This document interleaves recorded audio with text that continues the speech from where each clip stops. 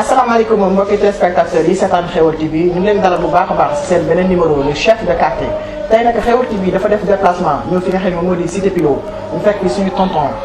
Idi Kanté di koy nuyu bu baax a baax di la jaajëfal wér waaye tam mi ngi fekk ki nga xam ne moom moo di sama doom lay Pape maa ngi lay bëgg bu baax a baax di la siyaare ak ki nga xam ne moom moo di tonton Dame Pouy maa ngi lay siyaare bu baax sans plus tarder rek dañuy def ki nga xam ne moo di sama tonton Idi Kanté mu nuyoog mbokki téléspectateurs yi seetaan Xeweul TV yëpp tonton Idi nuyu nañu. asalaamaaleykum maa ngi leen nuyu yéen ñëpp di leen gërëm di leen sant yéen waa Xeweul TV le fait que nga ñëw fii seen émission le quartier bi nga xam moom ngeen ñëw fii ñun ci kontaan nañ ci trop di leen sant bu baax di leen gërëm di leen sant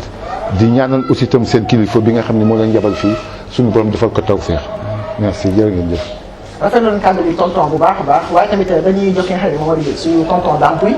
di la jox rek nga nuyoo ak mbokki téléspectateurs yëpp. asalaamaaleykum mbokki téléspectateurs yi asalaamaaleykum mbokki Xeweul TV d'abord damay nuyu suma nattango yi ma bokkal plateau bi Pape Bouba Seck di responsable ASC Entente Cité Pilot Balabé ak le doyen Idi Kanté di délégué de quartier Cité Pilot man Dame Pouy laa tudd di acteur politique maa ngi leen di nuyu di leen dalal di leen ziar bu baax. merci tonton Dame Pape dégg nañ la. waaw salaamaaleykum wa rahmatulah Xeweul TV ñu ngi nuyu ñëpp di ziar ñëpp di nuyu suma papa Idi Kanté bi ma fi bokkal jotaay bi tamit chef de quartier Cité Pilot di nuyu aussi tonton Dame Pouy man la Pape Bouba Seck dëkk Cité Pilot di responsable des jeunes di secrétaire général ASC Balabé Pilot. merci beaucoup sama xarit waa kay dañuy def directement rek dugg li nga xam ne moom moo di waxtaan wi ak ki nga xam ne moom moo di suñu tonton dañ lay jox rek nga présenté wu wax yow yaay kan. waaw man maay Idi Kanté dëkk Cité Maurice Pilot di représentant délégué de quartier bi fii Idi Kanté nag koo xam ni la mi ngi juddoo Thiès yaroo Thiès màggee Thiès bëgg sport boole ci particulièrement lamb kon maa ngi loolu laa mënoon wax dans un premier temps. je pense que sportif la. waaw. waa kay yow dañu bëgg rek nga jox ni historique quartier bi maanaam quartier bi kañ lañ ko sos si yan anam lañ ko sos. waaw léegi dama koy jox sama doom yi mu gën a dugg dans les détails. waaw laaj bu am solo nga laaj bu dee historique bu Cité Maurice Pilot en réalité bi ngi tudd Cité Maurice Pilot cité bi ñu ngi ko sos ñu ngi def pose première pierre bi ak démarrage en janvier 1930 dañ def pose première pierre bi construction en juin 19 ans jour pour jour le 18 juin 1949 dañu ko inauguré. bi ñu ko inauguré mu tombé ci 19 ans de construction c'est 7 blocs de 80 maisons à peu près 1000 et quelques habitants donc ñu ngi ko tuddee Maurice Pilot mu nekkoon directeur fédéral bu régie des chemins de fer Dakar Bamako. cité bi cité ouvrière la occupée exclusivement et totalement par des cheminots ñoo dëkk ci 80 maisons yëpp donc noonu lañ ko sosee donc depuis 1949 ba tey mën nañ ne ay nit ñu ñuul ñoo fi dëkk waaw ki ñu ko duppee nag moo nekkoon directeur régie des chemins de fer mooy Maurice Pilot waaw loolu mooy sëriñ bi. ndax tey Cité Pilot ku dégg Cité Pilot xam nga Cité Pilot fan nga ñu mën a localiser Cité Pilot. waaw Cité Pilot boo fi bëggee ñëw yaa ngi boo ñëwee ba buntu dépôt rond-point chemin de fer da ngay tourner sa droite doo jéggi balaa bi doo jéggi raay bi da ngay tourner sa droite longer à peine 100 mètres pour mën a dugg Cité Pilot donc voilà ñun ak balaa bi benn gox la raay bi rek moo ñu séparé donc balaa bi mooy suñu repère. ndax mën nañoo wax xam kan moo njëkk a créé kan moo lii premier chef de quartier bu Cité Pilot. waaw xanaa ma jox ko parti bi. waaw loolu moom vraiment dina ci baax trop ngeen xam ak ñi mu xamul woon tam xam waaw premier délégué de quartier bi nga xam moo fi nekkoon moom la ñuy wax Modou Sankhare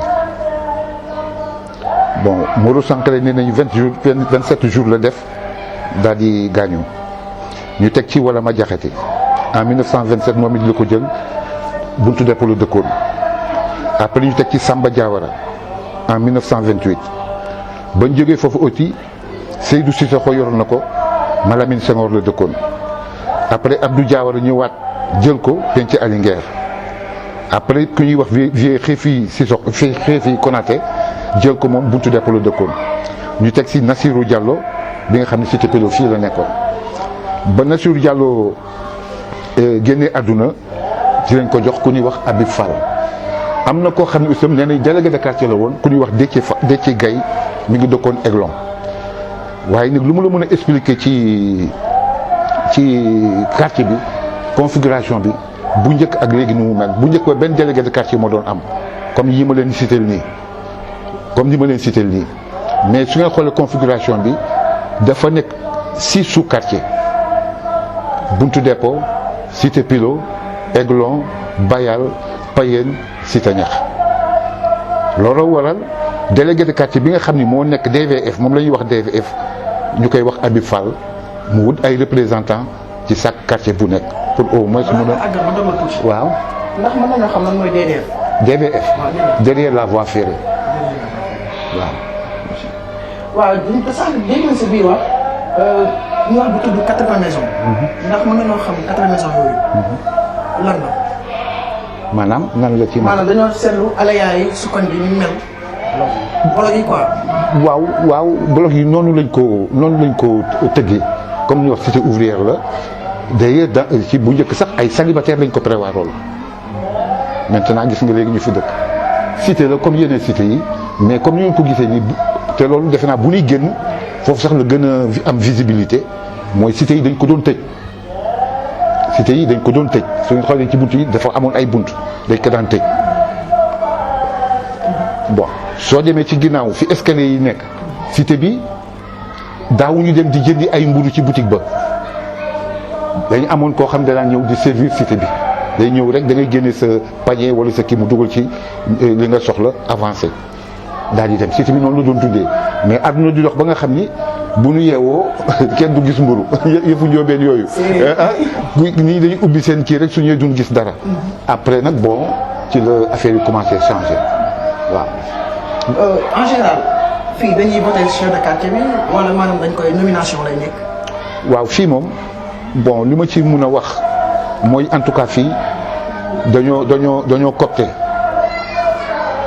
parce que ni ma la wax vieux Nassirou Diallo moo ko mujjee yor benn gorom ba mu génnee àdduna benn gorom yor ko intérim bi bañ demee ba ci biir ci la ñuy copté Habib Fall boobu ma la wax. waaw mais tonton Habib mais amul woon élection amul woon dara en tout cas dañ koo copté waaw. ndax exactement mën nañoo xam lan mooy rôle délégué de quartier parce que am ñu bëri xamul exactement lan mooy rôle délégué de quartier. waaw bon rôle délégué de quartier lan la rek social bi am na ci bu baax nu ma ko mën a tënkalee mooy gox bi nga nekk ñi nga nekkal da ngay ànd ak ñoom ku ci am naqar nga ànd ak moom. ku ci am bànneex nga ànd ak moom ku ci am ay tolof nga taxaw waxtaan ànd ak moom lépp lu nga ci mën a def nga def ba mu sentir ne moom ni yow dugal nga ci sa loxo lépp lu nga mënoon def nga ko ci en gros loolu laal mën a tënkal mais sinon mu nekk ko gën a détaillé ci affaire yu bari daal mu nekk nag métier boo xam ne tam bu xaw a complexe la quoi xaw a complexe la da ngay mag ñii mag la ñii nekk sa nangam donc te xam nga rek problème koñ dafa tëradi bon façon bu nekk ngay dégg façon bu nekk ngay gis il faut nga am benn maturité pour mun a au moins gérer affaire boobu. donc man dafa am yenn saa yi lu may dal. lu may wër chef de quartier yi. parce que damay def mooy bu ma dajee gone rek. di ko laaj di xoolaat au moins. mais xale yu su bëri xamul kër chef de quartier bu ma leen laajee fan mooy kër chef de quartier dina kër chef de quartier laajal kee ba xam en général mag ñi rek ñoo koy xam maanaam lan moo tax ndaw yi ak chef de quartier dana amul rapport. voilà yenn si ndaw yi boobu. bon en tout cas loolu loo ciy mën a jëlee ci biir loolu effectivement boo ne par exemple délégué de quartier amuñu rapport est-ce que ñoom délégué quartier yi am nañu rapport yooyu comme dama lay retourner bal bi mooy jeunes yooyu fi ñu nekk est-ce que branché wu nañu ci système bi dox ci koñ bi soit association bi nekk ci koñ bi. rek yooyu mel noonu su fekkee ne jeunes yi nekk ci koñ soo leen laajee kër délégué quartier bi mooy quartier boobu. dundul parce que lu mu bon war na am ay kuréel yoo xam ne ñoo fa nekk ay association ak yu mel noonu te en général fu mu am ñooñu il faut que ñu collaborer ak délégué de quartier bi donc képp koo xam danaa la xaw ma ko jàppal ni ko dafa débranché wu wala dëkku fa. yow da nga jàpp ni carrément ndaw yi maanaam ñu gëstootul dara wala si côté boobu. waaw ndaw yi bon gëstu en par exemple ci lan par exemple. parce que tey jii bu fekkoon ne exemple. extrait balaa nga ko am. si kon bi da ngaa ñëw si chef de quartier bi nga am ko. ak yeneen noonu. pour yow kon lii du ci am wala résidence boobu bu ñu ko doon joxe tey jii wala yaa ngi joxe fii résidence. fii dañ fiy joxe résidence. jusqu'à présent oui. waa kay papa dañuy teg foofu rek suñu loxo rek. incha allah. ñu gis ak suñu tonton Dampuy di la nuyuwaat bu baax a baax. waaw ñu ngi leen di fay bu baax. waaw tonton Dame yow ngay leader politique nekk fi nga xam ne moom moo di koñ bi tey tonton Dame lan nga fiy def say si koñ bi loo xam ne mën na ni lii leader politique bi moom moo fi indi. c'est vrai question bu am importance la parce que gis nga en général dañu bëgg sax une rupture par rapport ak yenn doxalin yi ñu def su fekkee ni da nga nekk politicien nekk ci gox di militer ci opposition bi peut-être ce moyen dafay limité li ngay mën a dugal ci nit ñi mooy esprit de révolte ñun opposition noonu lañu ko gisee esprit de révolte ngay am di ñaax xale yi ci révolté su fekkee da nga nekk nag parti au pouvoir wala nga nekk mouvance présidentielle peut-être que tu as plus de moyens et que su fekkee da nga bëgg defar sa base politique tu puisses de par les moyens de l'État pour di jàppale askan bi loolu dafa war a jeex depuis Senghor ñu ngi fi woon en passant par Abdou Diouf sous Ablaye Wade mais daal ce qu'on a remarqué ici dans le coin sous Macky Sall qu'on a créé des emplois pour les jeunes de la cité ça il faut oser le dire il y a des responsables politiques qui sont de la mouvance présidentielle qui avaient des possibilités de prendre des jeunes ils ont pris des jeunes fils à n'en plus finir vraiment créer leen sax ay CDI UNIFIDER bi financé yenn jeunes yi financé yenn femmes yi vraiment daal lu fi nekk ci loo xam ni état moo ko moom politiciens yi nekk ay responsables nekk au pouvoir vraiment tibb nañ ci jàppaleeg waa koñ bi bon ñun nag xëy na ku wax cité kilo wax chemin de fer parce que en son temps 80 maisons yëpp étaient habitées par des cheminots comme cité Balabé ku dul cheminot amoo woon droit dëkk fi parce que quartier cité professionnelle la woon ñu dem ba sous le président Ablaye Wade ci la ñu jaayee chemin de fer mais avant ñuy jaay chemin de fer fekk ñu cité yi jaay nañ ñu ko suñu parents yi ñun ñoo ko moom bokkuloon ak cité Balabé fonctionnaires yi commencé nekk cité Balabé tey malgré que am na ay fonctionnaires yu nekkoon cité Pilo di liggéey chemin de fer mais kër yi ñoom ñoo ko moomoon moo tax bokkuloon ak cité Balabé liñ ci naqarlu trop nag mooy depuis ñu jaay chemin de fer ba léegi cité bi daf ko sentir muy cité Pilo muy cité Balabé parce que canalisation yi eaux usées yi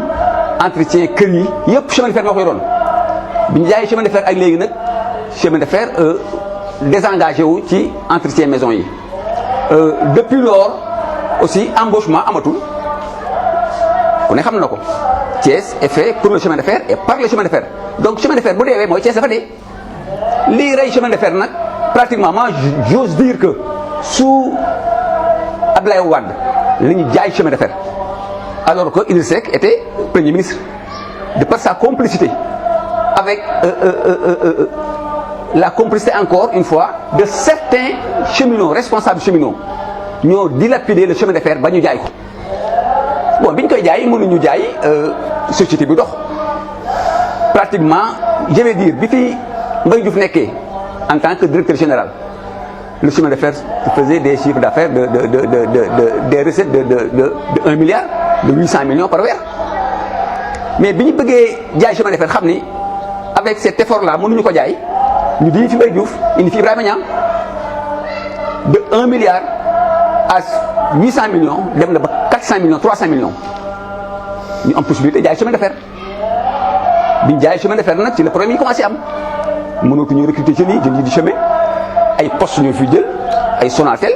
ak yeneen entreprises yi. mais tey bi nga xam ne jaay nañ chemin de fer te yéen ndaw yi fii ngeen mu nekk loo xam ni da ngeen ci doon jariñ mag ñi doon ci jariñu par rapport ak Cité Pilot tey ban taxawaay ngeen ci amoon. bon taxawaay bi ci amoon damay dellu ginnaaw tuuti en 93 alors que le chemin de fer marchait fort 88 je dis bien Abdou Diouf def fi jaar campagne jeunesse Thiès yi indil ko problème il a traité de la jeunesse de Thiès une jeunesse malsaine bon certains jeunes n'avaient pas compris indil ko problème alors que boobu Abdou Diouf a ngi indi ay financement ay milliards di ko dugal chemin de fer indi ay machine ñu jógee Dakar Bamako ñu renouveler parc bi train yi jógee Dakar Saint-Louis Dakar Kaolack Dakar Kidira commerce bi dox le train 1 ñu koy wax train express train national international express jógee Dakar di dem Kaay jógee Kaay jëm Bamako commerçant yi di jënd des produits sénégalais di ko yóbbu Mali di jaay en retour ñu jënd des produits maliens di ko indi Sénégal di jaay ça marché doomu cheminots yi jabaru cheminots yi ak yenn Sénégal yi nga xam ne commerce boobu moo leen neex ñu ngi doon liggéey mais bi express taxawee le problème se posait boo déggee man ne la complicité yenn cheminots yi da nga daan gis cheminot bu contrôlé jógee Dakar jëm Bamako yore carnet chemin de fer ñiy jënd billet moom muy daggal billet boppam ci biir saxaar bi en tant que cheminot. en tant que cheminot kooku bu chemin de fer daanoo participé na ci ñii dañu nekk biir chemin de fer je vous dis bien di liggéey chemin de fer bu ñu xëyee 8 heures 10 heures la ñu wàcc ñi fay toog ba 16 heures mooy dañuy teg seen ataaya wala teg seen café di naan di jël matériel chemin de fer di jaay ñenn ñi ne approvisionnement je dis bien approvisionnement bi nga xam ne matériel yi fa la nekk di def ay bons fictifs di jël ay produits yoo xam ni ça n'existait que de nom ñu commandé ay fournisseurs des produits yoo xam ni pour chemin de fer la ñu ñëw di dugal këyit matériel du am. kon yow daal sa wax bu ma ko jàngatee ba si biir dafa mel ni da nga wax ni ñun suñu bopp ñun Thiessois yi ñoo tax chemin de fer daanu. ñun Thiessois yi ñoo tax chemin de fer daanu plus particulièrement cheminots yi surtout les cadres cheminots qui étaient là chemin de fer da nga daan nekk doomu cheminot sa papa nekk cheminot ñu jël la indi la ci atelier yi formé la 3 mois jël le contrat 6 mois embauché la ñi fi nekk cheminot ñëpp seen doom nekk na cheminot après mais li ñu loolu mooy démocratie bi ñu ne ah non démocratie am na léegi il faut sélection il faut recruter normal ah mais terewul lool à compétence égale ñu jël doomu cheminot mais cheminot yi fi nekk yëpp nii de 90 à 2000 90% cheminot yooyu n'étaient pas des diplômés seen papa doon nekk cheminot rek ñu profité ci mais bi ñu tasee chemin de fer mais ñëpp a ko sentir koñ bi sentir ko chef de quartier bi cheminot la woon papaam cheminot la woon man sama papa cheminot la su may frère ay cheminot la ñu mais loolu ko fi dindi mu métti ñu loolu nag ñu jooy ko ba sonn bi Macky Sall ñëwee nag liñ koy condamné ci wàllu chemin de fer en tant que fils cheminot parce que de passage moi j'étais le président national des fils de cheminot bi Abdou Diouf traité de la jeunesse de Thiès une jeunesse malsaine en 2000 en 93 élection présidentielle yi Thiès dañu ne Abdou Diouf dugg fils cheminot yi ñëw yëkkati drapeau bi invité Abdou Diouf ànd ak moom campagne de Thiès à Louga de Louga à Thiès mu ñëw ñu def meeting national c'est moi qui avais pris la parole pour dire que Abdou Diouf Thiessois yi dañ koy recevoir ñun doomu Thiessois yi doomu cheminot yi ñoo porté woon drapeau bi battal ko campagne ba mu gagné mais doole yooyu chemin de fer amoon amatuñ ko ku mu saan nekk secrétaire général CNTS da nga daan nekk député d'office am na fi suñu papa yi fii am nañ fi ñaar ñeenti député mais ñii fi nekk ñoo yàq loolu te duñ leen ko baal mukk famille duñ leen ko baal ils ont commis des erreurs de très graves erreurs sax. mais tey jii chemin de fer njëriñ bi mu am si askan wi ñu jékki-jékki brader ko noonu mu jeex tey jii ban politique lañ mën a élaborer tey jii pour mu ñëwaat. politique bi ñu mën a brader pour mu ñëwaat parce que les conseillers de Macky Sall dañ koy nax ils ne connaissent absolument rien du chemin de fer. il aurait prendre des cadres très sérieux de combien de milliards terre bi alors que chemin de fer boo fi defoon presque 20 milliards ou 30 milliards léegi mu dem terre bi on a dépensé presque des milliers de milliards tey fu mu nekk bon peut-être que projet bu baax la mais ñun baaxul ci ñun famille cheminots yi on aurait voulu que la mu def ca terre ba le tiers ou 5e bi mu def ko chemin de fer kon ba tey chemin de fer naaw nañu chemin de fer doon jël 2000 personnes 2500 personnes mu dem ba retrouver avec 300 personnes 200 personnes fii kooku gàcce la gàcce dëgg la. waa kay mbokk yi ñu ngi waat fii ba tey sans wuñ ba tey ñu ngi fi nga xam ne moom moo di cité Pilot waaye tamit di leen di sant ki nga xam moo di sama cameraman maa ngi koy nuyu bu baax a baax di nuyu ñëpp rek di bëggee ñëpp waaye kii yow si ginnaaw yow nga nekk responsable pour jeunesse bi yow tey lan mooy sa taxawaay si koñ bi. waaw damay wax ni ñun jeune cité Pilot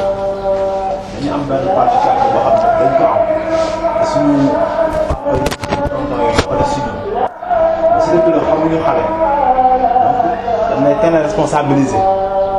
donc man bi may ñëw ci structure bi ASC boobu maa ngi am 22 ans si laa nekk délégué zone nekk secrétaire général ASC balaa bi ko ñu encadré ma gis ma ci kanam may ma fit may ma doole tu vois loolu moo am cité Pilot donc tax na responsabilité yu bari boo xoolee tey lu bari buñ ko dee doxal dañ naan wala femme boobu parce que ay mag ñoo nekk suñuy ginnaaw en fait ba ci tey jii comité de gestion bi nga xam ni moo fi nekk parce que ñun suñu cité Pilot dañu am suñu benn gouvernement bi mooy comité de gestion des affaires de la cité mën naa ko tuddee gouvernement parce que ñun tonton Dame mu ngi koy wax léegi cité Pilot suñuy principal revenu chemin d'affaires la doon jógee te depuis presque 20 ans chemin d'affaires dafa taxaw lépp taxaw ñu bari liggéeyatuñu ñu bari xëyatuñu sunu tonton yi fi nekk am benn vision de la vie ñu ne léegi pourquoi pas ñuy xaar état pour defar suñu koñ ñu sos benn comité tuddee ko comité de gestion des affaires de la cité comité bi biñ ko sosee ñu dajaloo ñu ne suñuy revenu biñ koy jëli fenn ci biir cité bi lañ koy def ñu amoon benn espace boo xam ni rahmatullahi alayhi Ngiraan Njaay moo ko defaroon ñu koy ñaanal yàlla xaare ko àjjana firdawsi moom Ngiraan bu liggéey lu am solo ci koñ bi def fi lu bare bari yàlla def ko tey nekk fi loolu nekk suñu patrimoine ñu exploité ko jël ko utiliser ko à des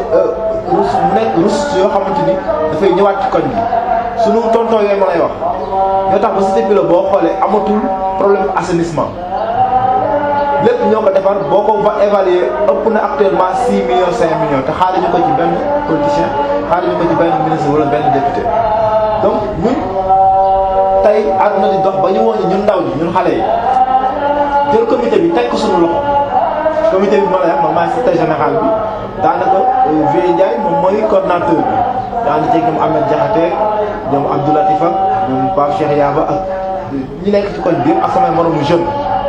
ñu di ko doxal lépp loo xam ne am na si koñ bi comité boobu moo ciy taxaw mooy defar fosse yi mooy defar place yi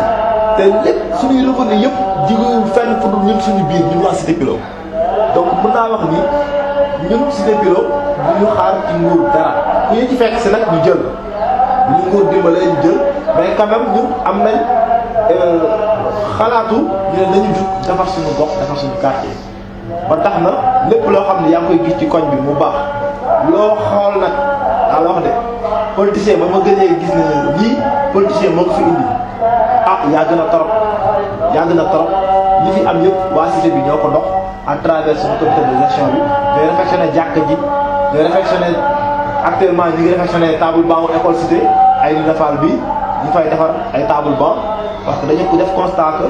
banc yu bari dafa yàqu ba classe yi dañuy toog à 3 wala à 4 donc comité de gestion bi moo débloqué xaalis teg ko ci loxo ñi yore patrimoine benn sous commission la bu nekk ci biir ñuy doxal loolu donc cité bi ku yàlla def nga am nattu sa yaram su tànte comité bi dimbali la ku fi wàññeeku comité bi dajale bu def ci noonu la ñuy dundee fii may wax ak yow am nañ sunu mag ñi chaise yu ñu jëndoon chaise yooyu tey mu ngi fi ñu di ko loué si cité bi ci fukki dërëm par chaise bu dee ñu jógee ci biti ñu leen koy loué 75 donc yooyu noonu yëpp ay œuvre sociale la yoo xamante ne tey am na yeneen projet en vue yoo xam ne comité bi am na ko pour rek l'émergence de la cité pour que cité bi autonome dañu dépendre kenn ci lenn donc ñun foofu lañ toll tey si wàllum liggéey ci koñ bi. waaye tey nan ngeen def ak ba mën a lii loolu ak somme yi ñu ko tudd léegi te ay ndaw yi kese wax nga léegi nga ni état jàppalewu leen si dara si côté boobu nan ngeen def ba réaliser seen projet bi.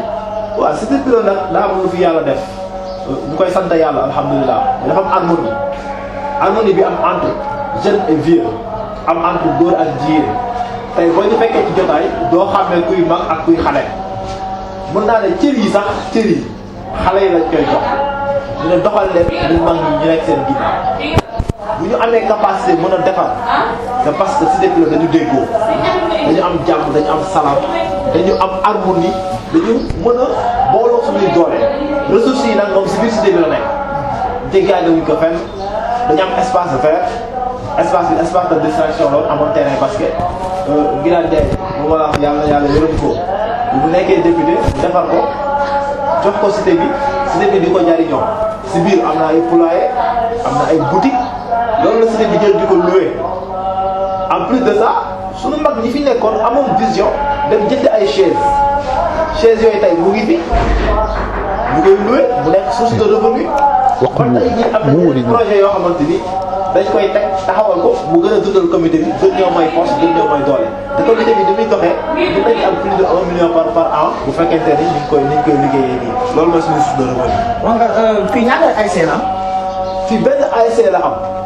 ASC bi fi nekk man maay secrétaire général bi depuis 2008 c'est maintenant 13 ans mi ngi tudd Entente Balabé Pilo Entente Balabé Pilo boo ko déggee mooy cité Balabé ak cité Pilo la ñu boole te boole bi ça date de 1979 79 ak léegi nag yaa xayta at yu bëree bëri la donc bu loolu mënee taxaw ba tey jii c'est parce que dafa am nit ñoo xamante ni mu lañ ci tudd suñu papa Omar Anne suñu papa kii Mangane président Mangane tey ñoo taxawoon tey dajale cité bi ak cité Balabé def ko benn 79 ba tey alhamdulilah mosuñoo taxali ko bu ñuy toog benn jotaay ñu ne tey dañoo ñëw pour taxali cité bi ak cité Balabé loolu mosul am ñu ngi ciy ànd alhamdulilah si bureau bi comité directeur bi day am ñu nekk cité bi ak ñu nekk Balabé suñu coach Lamine Diouf yàlla na ko yàlla yërëm demoon na jamono boo xamante ni bu daan classe sax day jël cité bi jël cité Balabé pour rek bëgg équilibre am président bi fi nekk tey bi président Emmanuel Diouf Balabé la dëkk biir Balabé la dëkk te assemblée générale bi ñu ko falee ñi ko voté à 100% ñëpp cité bi la dëkk pour war na la ñun defuñu fixation ci kii fii la dëkk wala kii fii la dëkk dañoo jàpp ne ñun benn peuple lañ raay bi moo ñu séparé mais raay bi séparé bi ñu séparé nekkul barrière nekkul frein à ce que ñu considère ne comme ñaari koñ benn lañ te benn la ñuy mës a doon te alhamdulilah yàlla mu ñu ci defal sutura ba cité Pilo ak cité Balabé nii la ñu def ànd fraternité ci ànd mbokk mag ñi nag nekk di ko dëgëral ba tax na tey ASC bi boo ko déggee ASC Balabé ngay dégg te tur bi dëgg-dëgg administrativement sax Entente Balabé Pilo moo nekk ci këyit yi moo nekk ci licence yi moo nekk ci lépp donc alhamdulilah boobu ba léegi du benn at du ñaari at 79 ak léegi yàgg na ñu ñaan yàlla mu continuer nekk loo xam day pérenne quoi. mooy li may wax parce que cité Pilo ak cité Balabé benn peuple la en fait raay bi moo ñu séparé te raay bi musul nekk barrière musul nekk frein ndax terewul 79 ba tey ASC bi mi ngi dund peuple bi mi ngi dund jàmm mu ngi fi am lu xew cité Pilo day mel ne Balabé la xew lu xew Balabé day mel ne cité Pilo la xew suñu lépp benn la considéré wuñ benn yoon ni Balabé daa am cité Pilo dafa am moo tax foofu damay ñun ñi nga xam ne ndaw lañ nekk ci gox bi mooy ndawi cité Pilo ak ndawi cité Balabé foofu dama ciy woo sama moromu ndaw yi à ce que ñu gën a ñëw jàpp à ce que ñu gën a impliqué wu muy cité Pilo ndaw yi dëkk cité Pilo muy cité Balabé ndaw yi dëkk cité Balabé ndax benn peuple bi ñoo bokk ay maam ñoo bokk ay baay ñoo bokk ay yaay ñoo bokk lépp suñu yaay yi nii lañ def suñu papa yi nii lañ def donc ñun jeunes yi nga xam ne ñoo toll nekk ay ndaw il est temps que ñu jël flambeau bi fexe ba fakka mag ñi tegoon parce que cité bi ba ASC bi je me rappelle que biñ koy sos ñu ngi ko sosee ci biir cité Pilo boobu ñoom Pape Omar Anne ñoom Pape Mangane ñoo ko séq def ko sos donc ñun xale yi tey ñoo si toll na ndaw yëpp xam ni affaire bi suñu affaire la ndaw yëpp ñëw jàpp ci parce que li mag ñi defar ba fii 79 ba tey dafa war a gën a dëgër dafa war a gën a dëgër te loolu incha allah gëm naa day gën a dëgër ndax ndaw yi am détermination di nekk ci ñaari quartier yëpp donc ak ci ñaari cité yëpp donc alhamdulilah. voilà alhamdulilah comme ni nga ko waxee rek 79 ak léegi du ñaari at. du benn at ay at yu bëri la waaye tamit te mënul tudd développement sans tànn tudd ndaw yi kon seen autorité ñu leen jàppale ndaw yi ndax ndaw yu mel nii takku liggéey pour seen bopp loolu alhamdulilah leen ci wax waaye dañuy ñëwaat nag sama papa waaye nag temps bi xoj nañu dañ koy def rek. am na koy jox rek nga ma koy joxaat. papa damaa gis cité Pilo cité ñax. relation cité Pilo cité ñax. lan waaw cité ñax cité Pilo soo gisee mu mel noonu wax nañ ko sànq fii ay këru cheminot lañu cité yi dañ ko tabax wax jël leen daj yi wax nañ leen yëpp mais dafa amaat yeneen ñoo xam ne ay cheminot lañu dëkk ci ginnaaw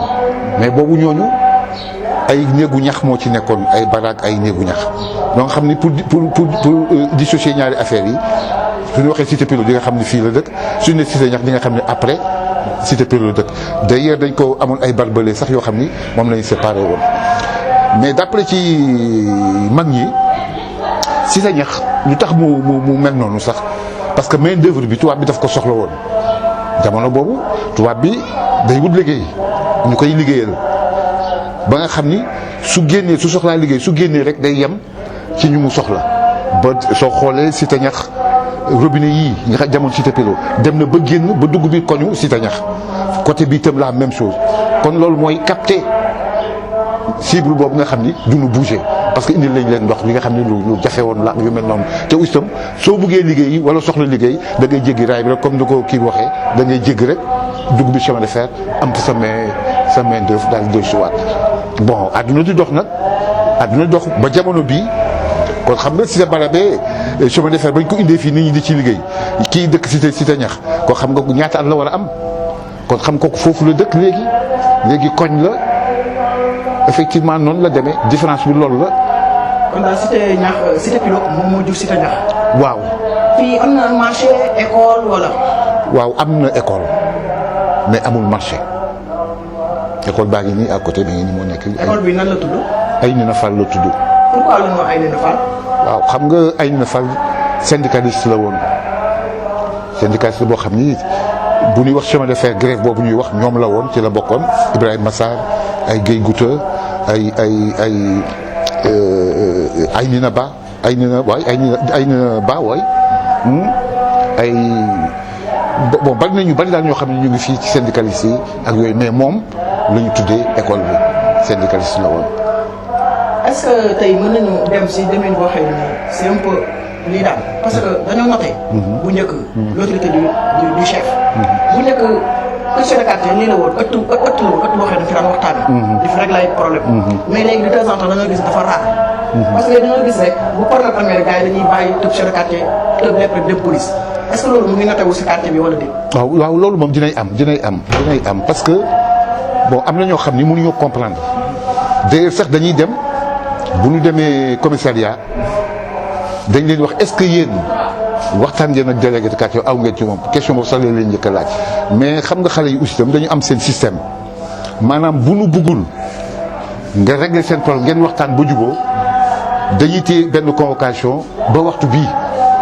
comme suba la ñu war a wuy ji dañ koy téye ba waxtu bii soog ma ko indil loolu loo ciy jublu lu ñu ciy jublu mooy arrangement bañ a am le temps est court bëgg ñoo ko arranger yooyu sax daf ci am mais sinon convocation yaa ngi ñëw détails yi am ci koñ yi mi ngi am mais nag xam nga délégué de quartier aussi itam du moom rek il faut mu am ñoo xam ni day dajeek ñoom day waxtaan ak ñoom ci situation bon day waxtaan ak ñoom parce que délégué du yow rek yaay jël décision waaye lu la jaaxle aussi tam am na ay collaborateurs yoo xam ne il faut nga toog nga wax ak ñoom waaw loolu nekk na ci problème délégué de quartier. waaw d'accord. temps bi xoj nañu. waxtu wi li bëggoon wax bari na lool. waaye tey doon dem sans tax nga lancé message parce que réew mi yëngu na fan yii. ay nit ñàkk na seen bakkan. ak fi réew mi toll. ñu jox la rek nga lancé message fort pour ndaw ñi. waaw loolu moom c'est regrettable parce que problème bi vraiment jaru ko woon li may lancé appel xale yi mooy. ñu xam ne Sénégal ñoo ko moom ñu xam ne ñoom seen adduna moo nekk en jeu te ñoom ñoo ko war a defal yàlla nu koy olof jox yàlla fekk ba bay sa kii parce que li fi am ay moor am ci jaru ko gisuma benn kii bu ko ci jar parce que tey ñu ngi nii il faut que mu am ñoo xam ne bootul dañ leen nar a defalaate nit ki fi nga doon liggéeyee bu fekkee tey situation yi ñëw ba nga xam ne bon waa ji li mu doon produit mënatu ko mais day wàññi kan mooy subir toujours ñun parce que nit ki tam mënul liggéey alalam mu lew ko domm dégg ko ay at nga ñëw taal ko ci minute ko kenn mësu koo gis donc maa ngi invité parents yëpp ñuy mën a toog di waxtaan ak seen doom di leen sensibiliser xam ne Sénégal ñoo ko moom et puis bu kenn xeeb sa wërsëg kenn du ko xeeb nit ki bu mu xool lu moroomam am na xool lu mu am nit ki du xeeb wërsëgam yii boo ko gisee rek bon xeeb sa wërsëg def ciy nekk parce que àdduna lu mu dox situation yi dañuy am fu nekk feeñ nag dëkk bu nekk mais yàlla defal nañu sutura lu dul di def rappel rek di lancer appel ak jeunes yi nañu am un peu de retenue xool li ñu moom ak li ñu moom même loo moomul sax wala koo yàq asuma ak li nga moom kon loolu parents d'élèves la ñuy wax te am na lu ma jaaxal aussi kaasu Auchan yi ñuy wax ni dañoo jël marchandise beeg yooyu yëpp dem na mais dégguma benn parent bu jóg taxaw daal di delloo loolu këram ne sama doom mu fi indi naa ko delloo gisuma ko parce que affaire boobu jaaxal na ma aussi tam jël ay saaku ceeb jett saaku yëpp dugal sa biir kër sa papa nekk fa sa yaay nekk fa te gisuñu kenn ko wax ne delloo leen ko jël leen ko ci biti kon jikko yi mi ngi bëgg a changer il faut que vraiment ñu xoolaat suñu bopp. macha allah temps bi dab nañu dañuy dox ki nga xam ne mooy tonton pour le table rek dites-moi ñu tàggatoo ndax temps bi dab nañu. d'accord di leen remercier aussi di xamal population thiessoise que quartier Cité Pilot par ma voix ñu leen di xamal ni acteurs politiques yi ñëpp benn lañu que tu sois acteur politique au pouvoir que nga nekk opposition que nga nekk société civile même ñun ñoo bokk ndey ñoo bokk baay parce que lii dafa jiitu politique bi lu naqari nit moo naqari ñëpp di lancer appel encore au président Idrissa Seck xamal ko ni doomu Thiès la chemin de fer la ñu am et il sera comptable de la gestion de Macky Sall li ñuy xaar ci moom mooy la relance du chemin de fer encore une fois maa ngi leen di remercier di leen sant bu baax leen ñaanal jàmm. waaw man dama leen di remercier rek comme ni ko suñu mag ñi waxee di leen ñaanal yàlla aussi di leen wax ne Cité Pilot mu ngi noonu li ñu waroon waxtaanee bari na parce que bari na ay pères fondateurs yoo xam ne mënoon nañ leen waxtaanee mu jël ay temps bari mais dañ leen di remercier bu baax a baax aussi di leen ñaanal yàlla télévision bi dem ba nekk télé bu mag ngeen dem ba implanté wu ci paysage médiatique sénégalais. amiin waaw xanaa di leen gërëm di leen sant di ñaanal télé bi suñu borom def fa tawfeex vraiment kontaan nañu trop parce que ñun fi ñu nekk ni tey suñu demee ba ñu mën ñoo jëri ba nit ñi ñu mën a seetaan xam lu xew fi vraiment dañ leen di encouragé ci liggéey bi. jërë ngeen jëf Xeweul TV ci kanam.